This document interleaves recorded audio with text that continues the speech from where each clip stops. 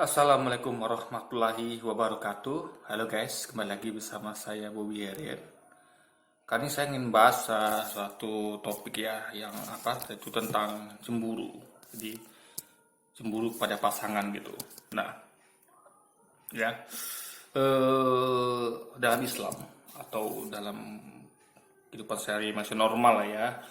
Misalnya seorang pasangan cemburu pada pasangannya itu hal biasa guys ya. Mungkin ada orang mengatakan ada satu tahap tertentu yang namanya berlebihan. Nah, saya setuju. Nah, cuman kalau dalam Islam dan dalam logika saya pribadi, itu berlebihan itu dalam termin misalnya yang keluar dari syariat.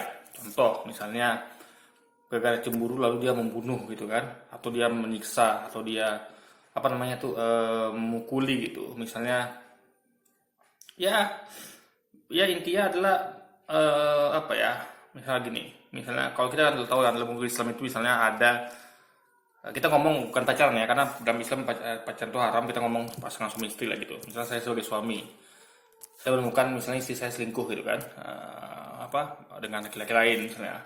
Nah itu ketika kita temukan hal itu gitu kan, dan ada saksi tentunya gitu kan, itu kita nggak boleh menghakimi ya, kita nggak boleh menghakimi guys. Jadi itu serahkan sama yang berwenang kan. Jadi kalau dalam Islam itu adalah kalau misalnya dia seperti itu adalah dirajam sampai mati gitu. Memang hukumannya memang berat memang. Makanya dalam Islam tuh perselingkuhan itu guys, kalau bagi pasang suami istri itu berat hukumannya. Itu dirajam sampai mati gitu kan. Itu bentuk dari ketidaksukaan Allah kepada orang-orang yang berlaku selingkuh gitu. Makanya sangat wajar manusia diberi rasa cemburu gitu kan. Karena rasa cemburu itulah yang akan menjadi trigger untuk dia mencegah hal itu gitu. Jadi misalnya ketika dia melihat pasangannya sudah mulai aneh-aneh gitu kan, nah, dia akan ingatkan gitu. Dia akan ingatkan sehingga jadi hal seperti itu gitu. Tidak jadi satu hal yang dibenci oleh Allah gitu kan. Nah, dia akan selalu ingatkan gitu. Jadi cemburu itulah indikator semacam alarm bagi seseorang itu kayak untuk menegur gitu atau mengingatkan itu. Jangan sampai dia berbuat terlalu jauh gitu kan. Nah, jadi cemburu itu adalah suatu sikap yang sangat penting guys. Anda bayangkan kalau tidak ada cemburu ya, Anda akan temukan kayak di dunia barat ya, atau ya ini dengan kata barat yang bebas, menganut seks bebas itu. Mereka itu sangat sedikit sikap cemburu itu. Mereka bahkan tidak peduli pasangannya mau sama siapa, mau jalan sama siapa gitu, mau kemana gitu kan. Mereka tidak peduli gitu. Mereka tidak menjaga ngambil pasangannya gitu. Karena bagi mereka, karena kehidupan bebas guys, mereka bahkan bisa dengan yang lain juga gitu. Jadi bagi mereka gampang, bagi kita seorang muslim itu nggak bisa guys. Karena kita hanya dihalalkan oleh pasangan kita aja gitu. Kita nggak boleh dengan yang lain itu. Nah, makanya sikap cemburu dalam Islam ini sangat penting sekali gitu kan. Nah, jawaban yang nggak boleh itu keluar dari syariat. Misalnya ya tadi saya katakan lah, kita membunuh orang itu atau kita menghakiminya itu nggak boleh guys. Ya kan, lalu apa lagi ya sampai kayak memukul itu nggak boleh. Itu kita yang kita lakukan adalah tindakan tegas gitu. Bagi laki-laki bisa menemukan pasangan selingkuh ya diceraikan gitu kan. Nah, kan kecuali kalau anda mau ngasih kesempatan gitu, tapi menurut saya berat guys. Bagi laki-laki itu berat untuk menemukan pasangan selingkuh lalu dia memberi kesempatan itu berat guys, berat sekali. Karena memang laki-laki itu mainnya akal gitu kan. Nah, karena juga dia punya harga diri gitu sebagai seorang imam gitu kan. Jadi dia tuh Anda bayangkan bagaimana dia punya pasangan, kalau pasangannya selingkuh, lalu itu dia kan jadi bahan olok bagi pria lain guys gitu, ya kan? Atau jadi olok gitu guys. Makanya perlu dijaga kehormatan harga diri dari seorang laki-laki, seorang suami itu. Nah, apa lagi ya? Jadi cemburu adalah semacam indikator agar mencegah terjadinya perselingkuhan gitu. Nah, jadi saya merasa sangat elok atau sangat baik kalau laki-laki itu dibelakangi oleh sikap cemburu gitu. Ada juga sama wanita gitu kan. Nah, Anda bayangkan ya betapa dimuliakannya wanita dalam Islam gitu. Jadi bagaimana mereka disuruh nutup aurat gitu kan, hanya boleh membuka aurat itu di depan suaminya saja gitu, atau orang-orang yang murim lah gitu. Bahkan tidak boleh bersentuhan dengan yang lain gitu kan. Bahkan kita tahu kan Islam itu melarang sekali untuk bersentuhan wanita dengan yang muhrim gitu. Makanya salaman pun nggak boleh kan, kalau anda ngerti Islam ya, salaman pun nggak boleh sebenarnya. Kalau anda betul-betul menerapkan aturan Islam gitu, karena betul-betul wanita itu dijaga gitu, wanita itu hanya milik suaminya dan bukan yang lain gitu. Baik jadi bukan hanya dalam segi sentuhan, tapi juga dari segi pandangan guys. Makanya kalau anda lebih tinggi lagi tingkatannya, anda akan memakai cadar gitu, karena anda bahkan anda tahu isinya Nabi ya, tuh kalau salah satu Siti Aisyah itu ya, ketika dia mau meninggal gitu guys. Ketika mau meninggal ya, dia memikirkan nanti kalau dia meninggal di mana. Kenapa? Karena dia bakal dimandikan gitu. Dia bakal, kalau hidup kan dia kan bisa menjaga diri dia gitu. Dia bisa menutup aurat gitu kan sempurna. Dia bisa memastikan kalau dia itu dalam keadaan tutup aurat, tidak ada lelaki memandang aurat dia ketika dia keluar gitu kan, keluar rumah gitu. Kecuali Nabi sendiri. Ya, sebagai suaminya. Nah, dia takut kalau nanti auratnya dilihat oleh orang lain, guys. Kalau dia meninggal kan dia nggak bisa lagi jaga dirinya gitu. Makanya dia khawatir sekali gitu. Gimana nanti kalau dimandikan atau diarak ke kuburan gitu kan, auratku akan terlihat oleh dia segitu guys. Itu kan berupa mayat gitu. Itulah kemudian seorang wanita beriman gitu. Bahkan ketika meninggal pun dia memikirkan sampai ke situnya gitu. Padahal dia kan kalau meninggal kan berupa jasad lagi guys, tidak lagi ruhnya gitu. Ya kan. Tapi itulah kemudian seorang wanita wanita beriman ya. Juga Anda tahu Siti Maryam itu bagaimana dia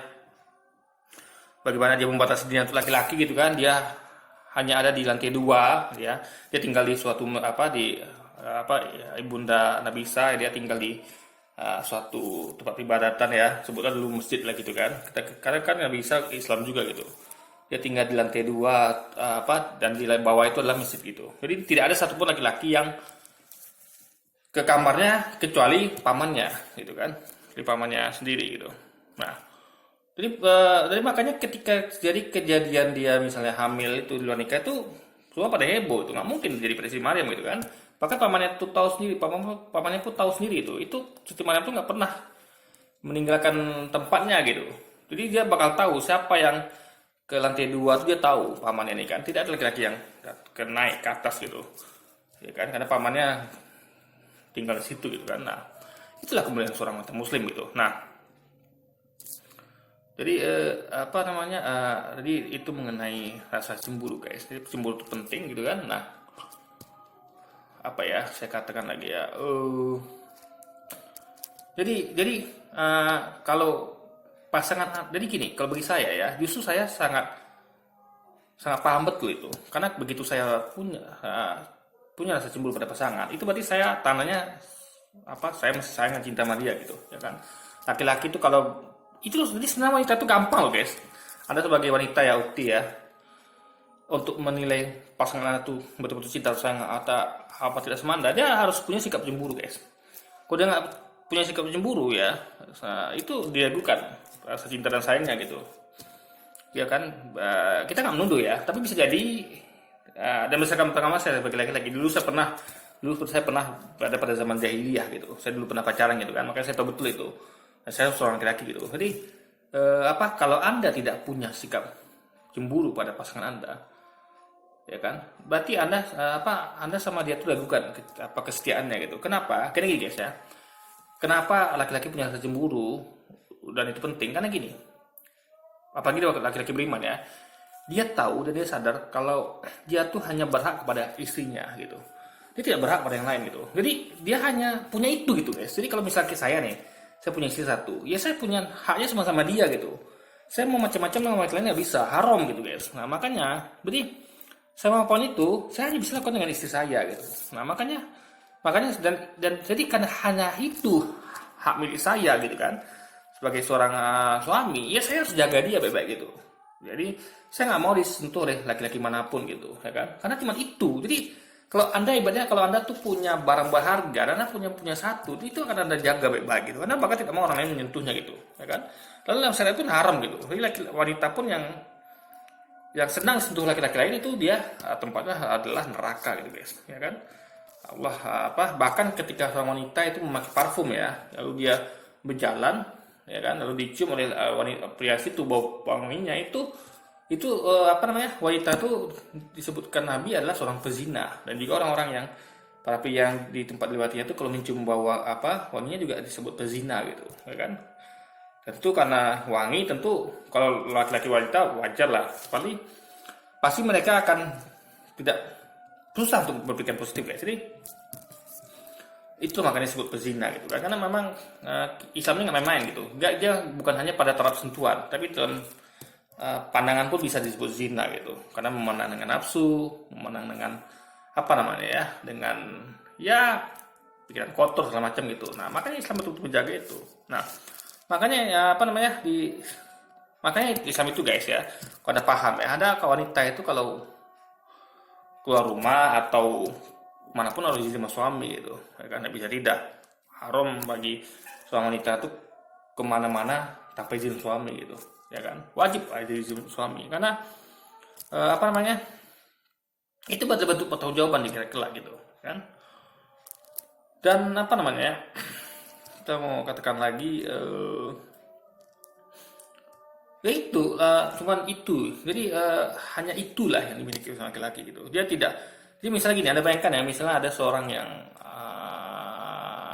suami lah, misalnya dia merantau atau dia bekerja sebagai tentara atau polisi ya, yang dia tuh harus bertugas bela negara ya, dia berbulan-bulan nggak pulang gitu, atau memang dia lagi penyangkut istilahnya tuh, lagi mencari rezeki di kota lain, tapi dia memang belum bisa pulang gitu, atau memang kontraknya setahun atau gimana gitu kan. Nah, lalu sang istri harus betul bisa menjaga dirinya di rumah gitu. Jadi jangan sampai suaminya itu hilang kepercayaannya gitu. Ya, dan makanya harus betul-betul jaga gitu kan. Jadi jangan sampai suami itu tanya nanti, istriku ngapain ya, karena apalagi kalau Anda sampai menunjukkan sinyal-sinyal seperti misalnya Anda mulai habis status aneh gitu kan, suka sama cowok lain lah atau apalah gitu kan, itu kan akan membuat suami merasa tidak nyaman guys. Dia dia tuh, karena suami itu tentu dia tuh ketika jauh mungkin bukan kemauan dia gitu kan, karena memang harus pekerjaan, atau memang ya mungkin istrinya itu pengen nostalgia gitu di rumah orang tuanya gitu kan. Jadi kecuali memang suami yang sengaja mengganti istrinya gitu kan, misalnya dia memang pengen jauh di istrinya, itu oke. Tapi kalau suami yang memang terpaksa, misalnya karena istrinya tuh minta izin misalnya pulang kampung misalnya kan, lalu dia pengen, dan misalnya dia nanggung lah bang, ini masih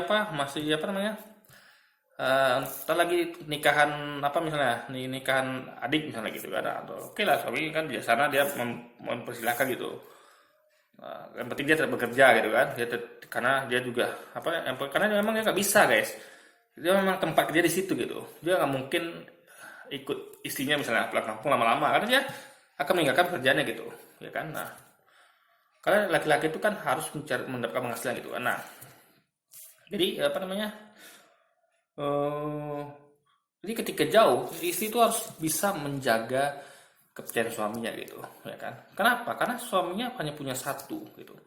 Jadi setelah Anda bayangkan ya betapa bagi seorang laki-laki beriman ya, kalau ada seorang istri gitu kan melihat suami Anda misalnya di tempat yang jauh gitu, lalu dia kan harus bekerja gitu kan, dia fokus cari nafkah untuk anak istrinya, lalu di tempat lain Anda aneh-aneh guys, macam-macam gitu, ya kan. Jadi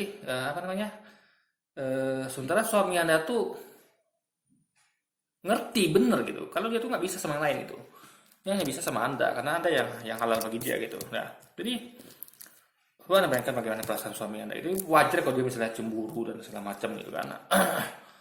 Karena bagi seorang laki-laki yang muslim yang beriman, dia ngerti dan dia paham, dia tuh nggak bisa macam-macam sama laki lain guys. Jadi makanya misalnya ya seorang laki-laki curiga nih ya, dia belum punya bukti istrinya selingkuh apa tidak gitu kan, belum punya bukti, dia hanya menduga-duga, dan itu tugas istri tuh untuk membuat suaminya percaya gitu. Tapi kadang-kadang ada istri yang tidak bisa menjaga itu gitu kan, sehingga suaminya selalu bertanya gitu kan, ini istriku benar nggak setia gitu kan, istriku benar nggak menjaga amanah gitu dari suaminya gitu. Nah Anda bayangkan dia nggak bisa ngapa-ngapain guys gitu kan, dia nggak boleh membalas gitu kan, nggak boleh dia balas nggak setia, dia nggak boleh macam-macam gitu kan, dia tahu haram hukumnya gitu. Yang paling dilakukan apa? Ya sabar guys, sabar gitu ya kan, dan tetap